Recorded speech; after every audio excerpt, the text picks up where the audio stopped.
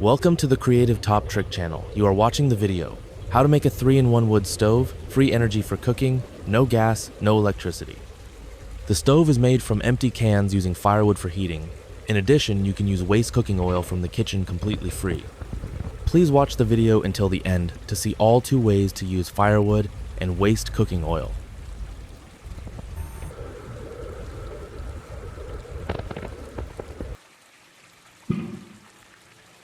All the materials and fuels we use are free, such as recycled empty cans, firewood collected from discarded wooden bars, or branches available in the forest. In addition, this homemade stove also uses waste vegetable oil from the kitchen. The stove has a large amount of heat, is good for use in your home, especially convenient for camping and survival trips. Let's see the details of how we made this stove.